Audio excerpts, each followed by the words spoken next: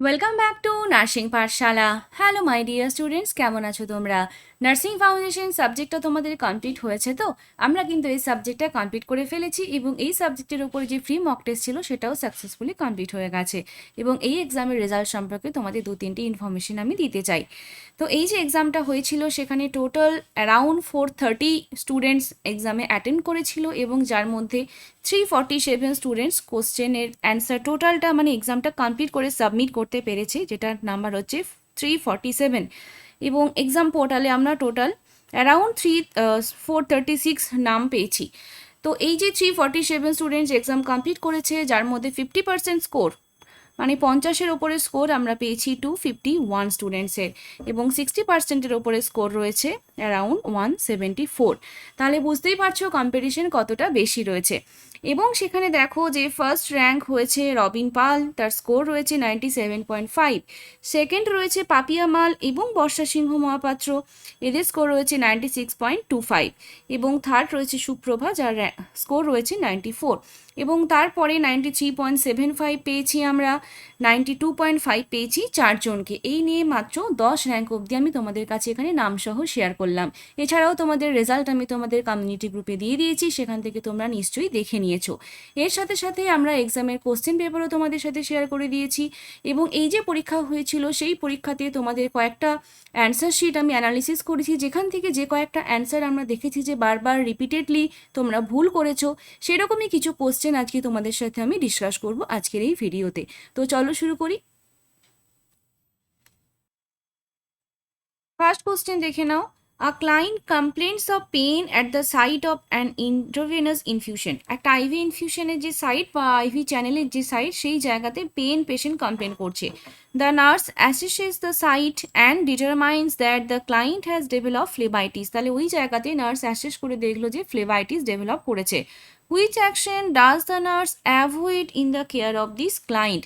তাহলে তোমরা কোশ্চেনটাকে পড়েছো এই এতটা পর্যন্ত, এবং তারপরে কোনটা করা উচিত বলে তোমরা অ্যান্সার করেছো option C, discontinue the IV catheter at the site. কিন্তু কোশ্চেনে ছিল does the avoid in the case of this client. তাহলে এই পেশেন্টের কেয়ার নেওয়ার জন্য কোন কাজটা আমরা করব না, সেটা পেশেন্ট সেখানটায় আমরা সেটাকে আমাকে জানতে চেয়েছে। তাহলে কোনটা করব না, নোটিফাইস এ ফিজিশিয়ান, আমরা ফিজিশিয়ানকে নোটিফাই করতে পারি। Applies warm moist pack to the site, এটাও আমরা করতে পারি। ওয়ার্ম কম্প্রেশন দিলে সেখানটায় ফ্লেবাইটিসের ইনফ্লামেশন কমবে। Discontinues the IV catheter at the site, অবশ্যই আমরা সেখানে আইভি ক্যাথেটারটাকে ডিসকন্টিনিউ করব। Starts a new IV line in the proximal portion of same vein. তাহলে যেই ভেনটাতে অলরেডি ফ্লেবাইটিস হয়ে রয়েছে সেই ভেনের প্রক্সিমাল পার্টে কি আমরা আবার একটা নতুন আইভি লাইন করব? এটা নিশ্চয়ই করব না। তাহলে এটার অ্যান্সার অপশন ডি হবে, কিন্তু তোমরা মোস্ট অফ দ্য স্টুডেন্টস এটার অ্যান্সার অপশন সি করেছো, কারণ তোমরা এই অ্যাভয়েডটা দেখোনি। তাহলে কোশ্চেন কিন্তু খুব ভালো করে পড়তে হবে, আদারওয়াইজ কিন্তু এরকম একদমই সিলি মিস্টেক তোমরা করে ফেলবে। নেক্সট কোশ্চেন দেখো। Nurse walks into a client's room and finds the client is unresponsive. একটা আনরেসপন্সিভ ক্লায়েন্টকে আমরা ফ্লোরে পেয়েছি। The client is not breathing and does not have a pulse. Client breathe করছে না, নট ব্রিদিং, আর কোনো পালস নেই। And the nurse immediately calls out for help. Nurse already হেল্পের জন্য কল করে দিয়েছে। Which of the following is the next nursing action. এরপরে আমরা কি করব? Open the airway, administer oxygen, start chest compression এবং ventilate with a mouth to mask device. তাহলে এখানে দেখো, একটা যখন আনরেসপন্সিভ ক্লায়েন্টকে আমরা কোথাও পাই, তাহলে প্রথম আমাদের কাজ হয় কল ফর হেল্প, এবং তারপরে আমরা যেটা শুরু করি সেটা হচ্ছে CAB। তাহলে প্রথমে আমাদেরকে করতে হবে চেস্ট কম্প্রেশন, তারপরে হচ্ছে আমরা এয়ারওয়ে দেখব, এবং তারপরে আমরা ব্রিদিং দেব, যেটা আর্টিফিশিয়াল ব্রিদিং হতে পারে। তাহলে প্রথম কাজ হবে যে স্টার্ট চেস্ট কম্প্রেশন, এবং তোমাদের এখানে অ্যান্সার আমি বেশিরভাগটাই ওপেন দ্য এয়ারওয়ে পেয়েছি। নেক্সট কোশ্চেন দেখো।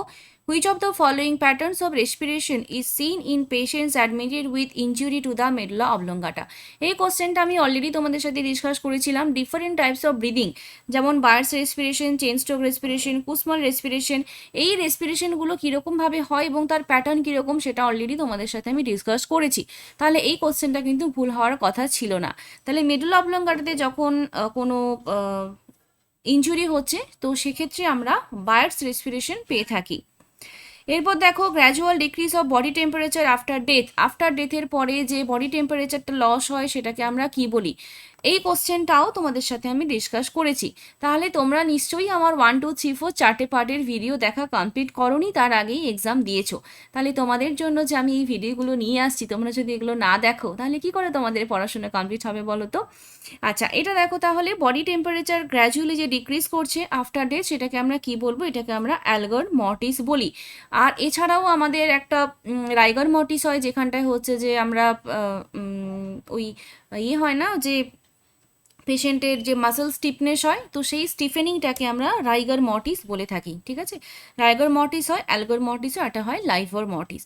লাইভার মর্টিস বলতে যেখানে একটা ব্লুইশ বা পার্পলিশ ডিসকালারেশন হয়ে যায় কোনো একটা ডিপেন্ডেন্ট বডি পার্টে, মানে লোয়ার বডি পার্টগুলোতে সার্কুলেশন স্টপ হয়ে যাওয়ার জন্য ওই জায়গাগুলোতে পার্পলিশ বা ব্লুইশ ডিসকালারেশন হয়েছে, যেটাকে আমরা লাইভার মর্টিস বলে থাকি। ঠিক আছে, আচ্ছা নেক্সট দেখো, medical asepsis differs from surgical asepsis in that it is aimed at. Medical asepsis এবং সার্জিক্যাল অ্যাসেপসিস কোথায় থেকে আলাদা? তাহলে মেডিকেল অ্যাসেপসিস অর্থাৎ যেখানে এমনি নর্মাল যে প্রসিডিওরগুলো আমরা করি সেটার জন্য। সার্জিক্যাল অ্যাসেপসিস হচ্ছে যেখানে সার্জিক্যাল প্রসিডিওর হচ্ছে বা যেখানে কোনো ইনভেসিভ প্রসিডিওর হচ্ছে, কোনো সার্জিক্যাল ড্রেসিং করছি, এগুলো সমস্ত সার্জিক্যাল অ্যাসেপসিস। এবার দেখো, যখন আমরা সার্জিক্যাল অ্যাসেপসিস করি তখন সেক্ষেত্রে আমাদেরকে মাইক্রো অর্গানিজমগুলোকে কিল করতে হয়, তার সাথে সাথে আমরা তার যে স্পোরগুলো রয়েছে সেগুলোকেও কিল করি। স্টেরিলাইজিং অল ইকুইপমেন্ট, সমস্ত ইকুইপমেন্টগুলোকে আমাকে স্টেরিলাইজ করতে হয়, এবং preventing entry of micro organism into the body, বডির মধ্যে যাতে কোনো মাইক্রো অর্গানিজম না এন্টার করে সেটা আমাদেরকে সার্জিক্যাল অ্যাসেপসিসের ক্ষেত্রে দেখতে হচ্ছে। কিন্তু মেডিকেল অ্যাসেপসিস ডিফার্স, মেডিকেল অ্যাসেপসিসের ক্ষেত্রে কী ডিফারেন্স রয়েছে? Preventing transmission of micro organism, আমরা যখন মেডিকেল অ্যাসেপসিস করবো সেখানে মাইক্রো অর্গানিজমগুলো যাতে গ্রো না করতে পারে, ট্রান্সমিট না করতে পারে, সেই জিনিসটাকে আমরা মেডিকেল অ্যাসেপসিসের ক্ষেত্রে দেখি। ঠিক আছে, তাহলে এটা হচ্ছে তোমার option A answer. Next question দেখো, all of the following are the responsibilities of a nurse while caring for a patient suffering from thrombophlebitis except. তাহলে প্রত্যেকটাই আমার নার্সিং রেসপন্সিবিলিটির মধ্যে পড়বে যেখানে আমরা একটা পেশেন্টকে থ্রম্বোফ্লেবাইটিসের কেয়ার করছি, এক্সেপ্ট কোনটা এখানটায় আমরা করব না জানতে চাইছে। Educate client to avoid স্ট্রেনিং during defecation, তাহলে ডেফিকেশনের সময় যাতে স্ট্রেন না হয় সেটাকে অ্যাভয়েড করতে বলবো। Leg should not be massaged, leg massage করতে বারণ করব। অ্যাডমিনিস্টার অর্ডার্ড অ্যান্টিকোয়াগুলেন্ট, অ্যান্টিকোয়াগুলেন্টগুলোকে আমরা যেরকম অর্ডার করা হচ্ছে সেইভাবে আমরা পেশেন্টকে দেব। Keep the leg in dependent position, dependent পজিশনে যদি আমি পাটাকে রেখি তাহলে থ্রম্বোফ্লেবাইটিসটা আরও বেড়ে যাবে, তাহলে এই অ্যাডভাইসটা আমরা পেশেন্টকে দেব না। ডিপেন্ডেন্ট পজিশনে আমরা পেশেন্টকে পা রাখতে বারণ করব। নেক্সট রয়েছে, which of the following is included in Orem's theory. Orem's থিওরিতে কোনটা ইনক্লুডেড থাকে? ওরেমস থিওরি, ডরোথিয়া ওরেমের যে থিওরি সেটা ছিল self care deficit theory. Nursing থিওরিগুলো ভীষণ ইম্পর্টেন্ট, তার মধ্যে ওরেমস থিওরি এবং ফ্লোরেন্স নাইটিঙ্গেল থিওরি থেকে বারবার এক্সামে কোশ্চেন আসে। তাহলে ওরেমস থিওরির জন্য কোনটা ইনক্লুডেড বলেছে? এখানে অ্যান্সার হবে maintenance of a sufficient intake of air, যেটা হচ্ছে যে সেলফ কেয়ারের মধ্যে পড়ছে, এটা হচ্ছে যে ওরেমস থিওরির একটা পার্ট। নেক্সট কোশ্চেন দেখো, fluid volume deficit most accurately assessed by. Fluid volume deficit আমরা কিভাবে অ্যাসেস করি? Change in body weight, presence of dry skin, decrease in blood pressure আর অল্টার জেনারেল অ্যাপিয়ারেন্স। তাহলে ফ্লুইড ভলিউম ডেফিসিট আমরা কিভাবে assess করব? এখানটায় হচ্ছে যে যেখানটায় ব্লাড প্রেশারটা কমে যাবে সেখানটায় আমাদেরকে বুঝতে হবে যে ফ্লুইড ভলিউম ডেফিসিট হচ্ছে। বডি ওয়েট চেঞ্জ এখানে কম বা বেশি সেটা বলা নেই, তাহলে সেটা আমার অ্যাকুরেট হবে না। ড্রাই স্কিন দেখে যে আমরা একদমই ফ্লুইড ভলিউম ডেফিসিট বুঝবো সেটা নাও হতে পারে। অল্টার জেনারেল অ্যাপিয়ারেন্স থেকেও পারফেক্টলি বোঝা যায় না, কিন্তু অ্যাকুরেট অ্যাসেসমেন্ট আমরা যদি ব্লাড প্রেশার কম পাই সেখান থেকে বলতে পারি যে অবশ্যই ফ্লুইড ভলিউম ডেফিসিট রয়েছে। Next question, features of Kussmaul respiration. Kussmaul রেসপিরেশনের ক্ষেত্রে ফিচার্স কি থাকে? কুসমাল রেসপিরেশন বা কুসমাল ব্রিদিং হচ্ছে আমরা মেটাবলিক অ্যাসিডোসিস বা ডায়াবেটিক কিটোঅ্যাসিডোসিসের ক্ষেত্রে দেখতে পাই, এবং এটা হচ্ছে যে একটা ডিপ ব্রিদিং প্লাস হচ্ছে যে ইনক্রিজ রেসপিরেটরি রেট, অর্থাৎ abnormally deep regular with increase respiration, যেটা হচ্ছে কুসমাল ব্রিদিংসের মধ্যে পড়ছে। আচ্ছা, respiration ceases for more than 20 second, যেখানে একটা পিরিয়ড অফ অ্যাপনিয়া থাকে plus hypoventilation and hyper ventilation, সেটাকে আমরা চেইন স্ট্রোক রেসপিরেশন বলি। এটা এরকমভাবে ছবি এঁকে তোমাদেরকে বলেছিলাম। তাহলে এটা হচ্ছে যে চেইন স্ট্রোক রেসপিরেশন হয় যেখানে একটা সিজেশন অফ ব্রিদিং থাকে, তবে সেটা যে মোর দেন 20 সেকেন্ড হবে সেরকম কিন্তু মেনশন নেই। Regular but abnormally slow respiration, যেটা হচ্ছে ব্রিদিং রেটটা অনেকটা কমে যায়, তো সেটাকে আমরা ব্র্যাডিপনিয়া বলতে পারি। আর labour respiration with increase rate যখন বেড়ে যায় সেটাকে আমরা ট্যাকিপনিয়া বলি, এবং লেবার ব্রিদিং হলে সেক্ষেত্রে হচ্ছে যে ডিসপনিয়া বা ট্যাকিপনিয়াও আমরা বলতে পারি, ঠিক আছে। হাইপার অ্যাপনিয়া বা ডিসপনিয়া, ট্যাকিপনিয়া এই সবগুলো টার্ম এখানটায় যাবে। লেবার রেসপিরেশন ইনক্রিজ রেট, সেটাকে ট্যাকিপনিয়া, ডিসপনিয়া বা হাইপার অ্যাপনিয়া সমস্তগুলো বলা যেতে পারে, ঠিক আছে। আচ্ছা, নেক্সট কোশ্চেন দেখো, an example of objective data. তাহলে অবজেক্টিভ ডেটা মানে হচ্ছে যেগুলো আমরা অবজার্ভ করছি সেগুলো, আর সাবজেক্টিভ ডেটা হচ্ছে সেড বাই পেশেন্ট। তাহলে অবজেক্টিভ ডেটা মানে যেটা আমি দেখবো। এবার দেখো ফিলিংও পড়ি, এটা তো চিন্তা করছে পেশেন্ট, সেটা পেশেন্ট আমাকে বলবে। ডিসকালারেশন অফ দ্য স্কিন, সেটা আমি দেখতে পাবো অ্যাজ এ এক্সামিনার। ইচিং আর নজিয়া, এগুলো কিন্তু পেশেন্ট আমাকে কমপ্লেন করবে। আমি বাইরে থেকে দেখে বুঝতে পারবো না যে তার স্কিনে ইচিং হচ্ছে। পেশেন্ট ইচ করলে আমি সেখানে দেখতে পাচ্ছি যে পেশেন্ট চুল করছে, তো সেটা আলাদা ব্যাপার। নজিয়ার ফিলিং সেটা সম্পূর্ণ হবে সাবজেক্টিভ ফিলিং। তাহলে ফিলিংও পড়ি, ইচিং, নজিয়া এগুলো সমস্ত সাবজেক্টিভ, এবং ডিসকালারেশন অফ দ্য স্কিন এটা হচ্ছে objective data. Next question, low blood pressure that happens when a person stand up from sitting or lying position is known as। তাহলে একটা লো ব্লাড প্রেশার হচ্ছে যেখানে পেশেন্ট হচ্ছে বসে থাকা বা শুয়ে থাকা থেকে হঠাৎ করে দাঁড়িয়ে পড়ছে, তো ওটাকে আমরা কি বলি? পস্চুরাল হাইপোটেনশন, অর্থোস্টেটিক হাইপোটেনশন, সুপাইন হাইপারটেনশন এবং বোথ এ অ্যান্ড বি। তাহলে পস্চুরাল হাইপোটেনশন বা অর্থোস্টেটিক হাইপোটেনশন দুটো সিমিলার, তো সেই জন্য বোথ এ অ্যান্ড বি এখানে অপশন রয়েছে, এটার অ্যান্সার অপশন ডি হবে, ঠিক আছে। আচ্ছা, নেক্সট রয়েছে a procedure that involves the administration of food or medications directly into the stomach via a tube passed through the nose or mouth is known as. তাহলে food বা medication directly আমরা স্টোমাকে পাঠিয়ে দিচ্ছি ভায়া টিউব, একটা tube দিয়ে, যেটা হচ্ছে নোজ বা মাউথ দিয়ে এন্টার করানো হচ্ছে। তাহলে মেনলি নোজ দিয়ে আমরা এন্টার করি, যেটাকে আমরা ন্যাজোগ্যাস্ট্রিক টিউব বলে থাকি। তো ন্যাজোগ্যাস্ট্রিক টিউব দিয়ে যখন কোনো ফুড বা মেডিকেশন আমরা এন্টার করি, তখন সেটাকে আমরা বলি গ্যাস্ট্রিক গাভাজ। আর যদি সেখান থেকে কিছু আমরা বাইরে বার করি, যেমন কোনো একটা পয়জনিং বা কোনো টক্সিক সাবস্টেন্স কোনো একটা পেশেন্ট ইনটেক করেছে, তখন সেখান থেকে আমরা বার করব, তো সেই জিনিসটাকে আমরা বলি গ্যাস্ট্রিক লাভাজ। নেক্সট রয়েছে, all of the following are the responsibilities of a nurse while caring for a patient suffering from thrombophlebitis. আচ্ছা, এটা তো অলরেডি আমি তোমাদের সাথে ডিসকাস করলাম, বোধহয় কোশ্চেনটা রিপিট হয়ে গেছিলো। আচ্ছা, নেক্সট দেখো, cleaning the bedsore has to be done from. বেডশোরের ক্লিনিং আমরা কোন দিক থেকে কোন দিকে করব? তো বেডশোর হচ্ছে যে একটা মানে একটা উন্ড, যেখানটা কিন্তু এটা সার্জিক্যাল উন্ড নয়। তো এইটার ক্ষেত্রে আমরা আউটার টু ইনার ড্রেসিং করে থাকি, এবং সার্জিক্যাল যখন উন্ড কোনো থাকে সেখানটায় আমরা ইনার টু আউটার করি, ঠিক আছে। তাহলে বেডশোর হচ্ছে যে একটা, বেডশোরের ড্রেসিং হচ্ছে একটা ক্লিন প্রসিডিওর, এবং ক্লিন প্রসিডিওরের ক্ষেত্রে আমরা আউটার টু ইনার এখানটায় ড্রেসিং করছি। আর যখন হচ্ছে যে আমরা সার্জিক্যাল ড্রেসিং করি, সেক্ষেত্রে সেটা সার্জিক্যাল প্রসিডিওর, যেটাকে আমরা ইনার টু আউটার করে থাকি। নেক্সট রয়েছে, what are the complications of prolonged oxygen therapy. Prolong oxygen therapy দিলে সেখানে কি কমপ্লিকেশন হতে পারে? Oxygen toxicity, infection, carbon dioxide, narcosis. তাহলে বেশি অক্সিজেন দিলে অক্সিজেন টক্সিসিটি তো হয়ই, তার সাথে সাথে ইনফেকশন হওয়ারও চান্সেস থাকে, এবং কার্বন ডাই অক্সাইড নার্কোসিসও হয়, অর্থাৎ এটার answer all of the above হবে। Next question, eugenics means. Eugenics বলতে কি বোঝায়? ইউজেনিক্স যেটা হচ্ছে, এটার মানে হচ্ছে যে একটা জেনেটিক এন্ডোমেন্টকে ইমপ্রুভমেন্ট করা, ইমপ্রুভমেন্ট অফ জেনেটিক এন্ডোমেন্টকে বলা হয় ইউজেনিক্স। এটা একটা টার্মিনোলজি, এরকম বিভিন্ন রকম টার্মিনোলজি তোমাদের রয়েছে, এরকমই একটা টার্মিনোলজি হচ্ছে ইউজেনিক্স। নেক্সট রয়েছে, to obtain a urine sample for culture from the urinary collection system how a nurse will have to collect the sample. একটা ইউরিন স্যাম্পল আমরা কালচারের জন্য সিলেক্ট করব, মানে কালেক্ট করব কালচারের জন্য। একটা হচ্ছে রুটিন টেস্ট হয়, যেখানে আমাদের স্টেরাইল স্যাম্পল লাগে না, আর একটা হচ্ছে কালচার, যেখানে আমাদের স্টেরাইল স্যাম্পল লাগে। তাহলে যদি স্টেরাইল স্যাম্পলের জন্য আমাকে স্যাম্পল কালেকশন করতে হয়, তাহলে নার্স কিভাবে সেই স্যাম্পলটা কালেক্ট করবে? With needle aspiration, empty urine bag, collect from catheter or disconnect the bag and collect. Bag থেকে আমরা কখনোই ইউরিন কালেক্ট করি না, ক্যাথেটার থেকে আমরা ইউরিন কালেক্ট করে থাকি যখন হচ্ছে যে নর্মাল রুটিন টেস্ট হয় তখন। ইউরিন ব্যাগ থেকে তো কোনোভাবেই হয় না। উইথ নিডিল অ্যাসপিরেশন হচ্ছে আমার এখানটা অ্যান্সার, যেখানে আমরা স্টেরাইল টেকনিক মেনটেন করে ইউরিন স্যাম্পল কালেক্ট করব, কারণ কালচারের ক্ষেত্রে তো আমরা মাইক্রো অর্গানিজমগুলো দেখি যে ইউরিনের মধ্যে কোনো মাইক্রো অর্গানিজম প্রেজেন্ট আছে কি না। তো যদি সেখানে আমার স্যাম্পল কালেকশনের সময়ই কোনো এরকম অর্গানিজম চলে আসে, তাহলে সেটা আমরা টেস্ট করে বুঝতে পারবো না। তো সেই কারণে উইথ নিডল অ্যাসপিরেশন এখানে চেক করা হয়। Next question, the nurse is assign to care for 4 clients, 4জন ক্লায়েন্টের কেয়ার নেওয়ার জন্য অ্যাসাইন করা রয়েছে। In planning client rounds which client should the nurse assess first. এখানে বলতে চেয়েছে যে আমার 4টে ক্লায়েন্ট আমার অ্যাসাইন রয়েছে এবং তার মধ্যে কোনটাকে আমি আগে কেয়ার দেবো। তো এখানে দেখো পোস্ট অপারেটিভ ক্লায়েন্ট রয়েছে যার ডিসচার্জ হবে with a new medication. Discharge medication আমাদের পেশেন্টকে বুঝিয়ে দিতে হয়, তো সেখানটায় বলছে যে একটা পেশেন্ট পোস্ট অপারেটিভ পেশেন্টের ডিসচার্জ হবে, তো তাকে ওষুধপত্র বুঝিয়ে দিতে হবে, এরকম একটা পেশেন্ট রয়েছে। A client requiring daily dressing changes of a recent surgical incision, একটা রিসেন্ট সার্জিক্যাল ইনসিশন হয়েছে যেখানটা তার ড্রেসিং করতে হবে, এটা একটা কাজ।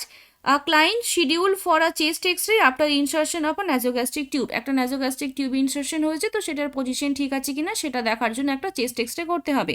আর একটা ক্লায়েন্ট রয়েছে with asthma who requested a breathing treatment during the previous শিফটে একটা ব্রিদিং ট্রিটমেন্টের জন্য রিকোয়েস্ট হয়েছিল একটা অ্যাজমা ক্লায়েন্টের, কিন্তু সেটা হয়নি, সেরকমও একটা আমি হ্যান্ডওভার পেয়েছি। তাহলে বুঝতেই পারছো কোনটা আমি আগে করব, যেখানে একটা ব্রিদিং প্রবলেম রয়েছে সেটাকে আমি অবশ্যই সবসময় আগে করব, তাই তো? বেশ, নেক্সট কোশ্চেন দেখো, client with diabetes mellitus has a glycosylated haemoglobin, মানে HbA1c যেটাকে আমরা বলে থাকি HbA1c, এটা হচ্ছে লেভেল রয়েছে 8%। তাহলে on the basis of this result the nurse plan to teach the client about the need for which measure.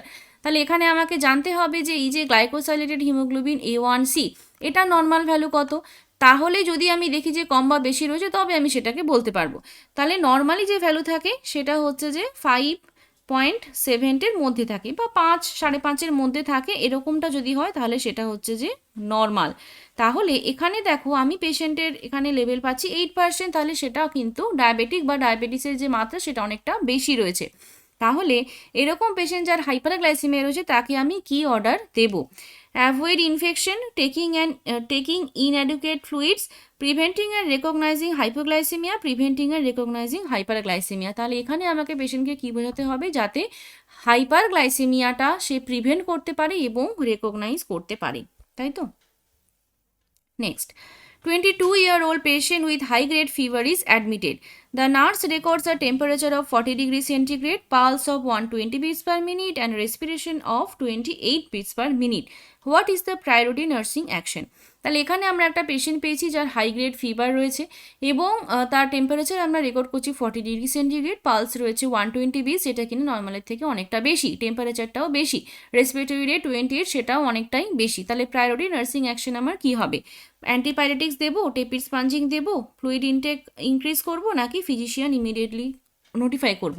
তাহলে যখন একটা পেশেন্টের ফিভার থাকে তখন আমার ফার্স্ট প্রায়োরিটি হবে একটা অ্যান্টিপাইরেটিক মেডিকেশনস দেওয়া। এবার তোমার মনে হতে পারে যে অ্যাজ আ নার্স আমি কি সেখানে অ্যান্টিপাইরেটিক মেডিকেশন অ্যাডমিনিস্টার করতে পারি? অবশ্যই পারি। কেন পারি? কারণ হচ্ছে এমন কিছু কিছু মেডিকেশনস থাকে যেগুলো কিনা নার্সদের দেওয়ার পারমিশন থাকে, যেখানে একটা অ্যান্টিপাইরেটিক প্যারাসিটামল ইনফিউশন দেওয়ার জন্য আমাকে ডক্টরের পারমিশনের জন্য ওয়েট করতে হয় না। তাহলে যেখানে আমি পেশেন্টের 103-4 জ্বর পাচ্ছি সেখানে কিন্তু আমি একটা আগে অ্যান্টিপাইরেটিক মেডিকেশন দেবো, তারপরে আমি সেখানে টেপিড স্পঞ্জিং দেবো।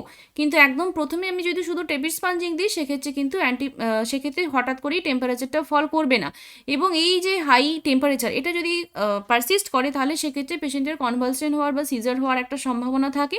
তো সেটাকে প্রিভেন্ট করার জন্য আমাদেরকে অ্যাজ আর্লি অ্যাজ পসিবল একটা অ্যান্টিপাইরেটিক মেডিকেশনস দিয়ে দিতে হবে, ঠিক আছে? আচ্ছা, নেক্সট দেখো, what is the best position for a patient experiencing a suspected stroke. একটা পেশেন্টের স্ট্রোক সাসপেক্ট করছি আমরা, সেক্ষেত্রে আমরা বেস্ট পজিশন পেশেন্টকে কী দেবো? Lying flat, sitting upright, on the affected side, or in a Trendelenburg position. তাহলে যেহেতু স্ট্রোক সাসপেক্ট করছি তাহলে এক্ষেত্রে আমরা যেমন সুপাইন পজিশন হঠাৎ করেই দিই না কোনো পেশেন্টকে, একটুখানি হেড এন্ডটা এলিভেট করে রাখি, তো সেখানটায় সিটিং আপরাইটটা আমার এখানটায় অ্যান্সার হবে। Next question, what is the priority assessment for a patient with a suspected acute abdomen? Suspected acute অ্যাবডোমেনের জন্য আমাদের প্রায়োরিটি অ্যাসেসমেন্ট কী হবে? Bowel sound, pain characteristics, vital signs, নাকি স্কিন ইন্টিগ্রিটি? তাহলে যেহেতু একটা অ্যাকিউট অ্যাবডোমেন রয়েছে, পেন রয়েছে, তাহলে সেক্ষেত্রে বাওয়েল সাউন্ড বা পেন ক্যারেক্টারিস্টিক্স এটা আমাদেরকে মনে হচ্ছে যেন প্রায়োরিটি নার্সিং অ্যাসেসমেন্ট হবে। কিন্তু কিন্তু এখানটায় প্রায়োরিটি হচ্ছে ভাইটাল সাইন্স। কেন ভাইটাল সাইন্স? কারণ হচ্ছে যে ধরো একটা পেশেন্টের পেন অ্যাবডোমেন হচ্ছে, অ্যাকিউট পেন অ্যাবডোমেন বলছি, তাই না? তাহলে ভীষণ যন্ত্রণা, তাহলে এই যন্ত্রণার ক্যারেক্টারিস্টিক্স বা বাওয়েল সাইনগুলো শোনার থেকে আমাকে এটা জানতে হবে যে এখানে কোনো রাপচার্ড মানে পেরিটোনাইটিস বা কোনো রাপচার্ড ইউটেরাস বা কোনো পারফোরেশন এগুলো হয়েছে কিনা। যদি হয় তাহলে কিন্তু সেখানে আমাকে ইমিডিয়েটলি তার কোনো মানে ইন্টারভেনশন করতে হবে। তাহলে ভাইটাল সাইন দেখলে আমি যদি দেখি যে সেখানে হিমোডাইনামিক্যালি স্টেবল নেই পেশেন্ট, যে বিপি ফ্লাকচুয়েট করছে বা বিপি ফল করছে, পালস রেটও বেড়ে গেছে, এরকম যদি আমি পাই তাহলে আমাকে বুঝতে হবে যে এখানটায় অন্য কোনো হয়তো বা চান্সেস রয়েছে অন্য কোনো কিছু হওয়ার। তাহলে পেন ক্যারেক্টারিস্টিক্স, পেনের লোকেশন, সিভিয়ারিটি এগুলো হচ্ছে যে ডায়াগনোসিস করার জন্য আমার প্রয়োজন। বা বাওয়েল সাউন্ড যেটা, সেটাও আমার সেজন্যই প্রয়োজন যে কীরকমভাবে মানে বাওয়েল ঠিকঠাক চলছে কিনা, মুভমেন্ট হচ্ছে কিনা সেটা। কিন্তু ভাইটাল সাইন্স আমাদেরকে বলে দেবে যে পেশেন্টের কোনো ক্রিটিক্যাল কন্ডিশনস রয়েছে কিনা। ঠিক আছে? তো পেন অ্যাবডোমেন যদি অ্যাকিউট অ্যাবডোমেন নিয়ে কোনো পেশেন্ট আসে, আমাকে প্রথমে ভাইটাল সাইন্স দেখে নিতে হবে। বেশ, এরপর দেখো, what is the appropriate action if a nurse finds a patient experiencing a drop in blood pressure after receiving an anti hypertensive medication. Anti hypertensive medication আমি দিয়েছি এবং তার ফলে ব্লাড প্রেশারটা ড্রপ করেছে। তাহলে অ্যাপ্রোপ্রিয়েট নার্সিং অ্যাকশন আমার সাথে সাথে কী হবে? Administer oxygen, document the finding, reassess blood pressure in 30 minutes, notify the healthcare provider immediately. তাহলে হচ্ছে যে আমার ব্লাড প্রেশারটা হঠাৎ করে ড্রপ করে গেছে, অ্যান্টি হাইপারটেনসিভ মেডিকেশন দিয়েছি, তাহলে এটা হতে পারে যে আমি যে ড্রাগটা দিয়েছি সেটার অ্যাকশন বেশি হয়ে গেছে, সেই জন্য হয়েছে। তাহলে আমাকে কি করতে হবে? সাথে সাথে আমি হেলথ কেয়ার প্রোভাইডারকে নোটিফাই করব। 30 মিনিট অবধি যদি আমি ওয়েট করি আবার রিঅ্যাসেস করার জন্য, তাহলে সেটা আরও বেশি ফল করে যেতে পারে এবং পেশেন্টের কন্ডিশন সিরিয়াস হয়ে যেতে পারে। তো সেটা আমি কখনোই চাইবো না। তাহলে আর ডকুমেন্ট করে রেখে দেওয়াটাও আমার কাজ নয়, অবশ্যই আমাকে ইন্টারভেনশন করতে হবে যেহেতু বিপিটা কমে গেছে। তাহলে এক্ষেত্রে আমাকে অবশ্যই ফিজিশিয়ানকে নোটিফাই করতে হবে যে বিপি বাড়ানোর জন্য আমি কোনো মেডিকেশন দেবো নাকি কী করবো, সেটা অ্যাজ পার ফিজিশিয়ানস অর্ডার আমি করব। Next question, which dietary modification is important for a patient with hypertension. তাহলে হাইপারটেনশনের পেশেন্টের জন্য কোন ডায়েটারি মডিফিকেশন আমার জন্য important? Increase sodium intake, consume more whole grains and fruits, limit fluid intake আর অ্যাভয়েড অল ফ্যাটস। তাহলে যে ক্ষেত্রে হাইপারটেনশন রয়েছে সেক্ষেত্রে সোডিয়াম ইনটেককে আমরা ইনক্রিজ না করে ডিক্রিজ করি, ফ্লুইড ইনটেককে আমরা অবশ্যই বাড়াবো এবং ফ্যাট অ্যাভয়েড করব, ঠিকই আছে। Consuming more whole grain and food, এটা হচ্ছে আমার প্রায়োরিটি, বেশি important than avoid all fats. কারণ অল ফ্যাট অ্যাভয়েড করা তো আমি সেই যে কোনো পেশেন্টকেই বলে থাকি, মানে সেটার জন্য পার্টিকুলারলি হাইপার টেনশনের প্রয়োজন নেই। যে কোনো পেশেন্টকেই আমরা, মানে পেশেন্ট কেন, যে কোনো সুস্থ মানুষকেও আমরা বলবো যে ফ্যাটগুলোকে অ্যাভয়েড করতে, তাই না? কারণ ফ্যাট হচ্ছে যে আমাদের কোলেস্টেরল থেকে শুরু করে সমস্ত যেগুলো হার্টের ডিজিজ রয়েছে বা অন্য যে কোনো ডিজিজ, আমার অ্যাবডোমেনেরও যদি কোনো ডিজিজ হয়, সমস্ত কিছুর জন্য দায়ী হচ্ছে ফ্যাট। তাহলে অ্যাভয়েড অল ফ্যাটটা হচ্ছে একটা ওভারঅল আমার প্রিকশন সবার জন্য, সেটা পার্টিকুলারলি হাইপারটেনসিভ পেশেন্টের জন্য নয়। তাহলে যেখানটায় আমাদের হাইপারটেনশনের জন্য রয়েছে ড্যাশ ডায়েট, তাই তো? ড্যাশ ডায়েট কী বলি আমরা? Dietary approaches to stop hypertension. সেখানে আমাকে বলাই রয়েছে যে সেখানে আমরা whole grain food and vegetables এইগুলো বেশি বেশি করে দেবো, ঠিক আছে? তাহলে এক্ষেত্রে আমরা পেশেন্টকে ব্লাড প্রেশার যাতে কমে যায়, পটাশিয়াম, ম্যাগনেশিয়াম, ক্যালসিয়াম এই জিনিসগুলো যাতে নর্মাল রেঞ্জে থাকে সেই জন্য ড্যাশ ডায়েট আমরা দিয়ে থাকি এবং তার মধ্যে একটা প্রায়োরিটি হচ্ছে consume more whole grains and fruits, ঠিক আছে? তো এই ছিল আজকের জন্য, এতটা পর্যন্তই। তো তোমরা হচ্ছে নার্সিং ফাউন্ডেশন যাদের এখনও কমপ্লিট হয়নি তোমরা অবশ্যই কমপ্লিট করে নিও এবং আমরা আবার নেক্সট সাবজেক্ট শুরু করছি যেটা হচ্ছে অবস্টেট্রিক নার্সিং। এবং তোমাদের অবস্টেট্রিক নার্সিংয়ের এক্সাম কবে হবে সেটা আমি অলরেডি টেলিগ্রামে নোটিফাই করে দিয়েছি। তো তোমরা যারা এখনও আমার টেলিগ্রাম চ্যানেল জয়েন করোনি তোমরা খুব তাড়াতাড়ি সেখানে জয়েন করে নিও। আর ফ্রি মক টেস্ট যদি আবার দিতে হয় তোমাদের তাহলে অবশ্যই আমার কমিউনিটি গ্রুপে জয়েন করে নিও, যেখানে তোমরা ফ্রি মক টেস্টগুলোর লিঙ্ক এবং আপডেট সেখান থেকে পাবে। আজকের জন্য এই পর্যন্তই। তোমরা সবাই খুব ভালো থেকো এবং মন দিয়ে পড়াশোনা করো। Bye bye.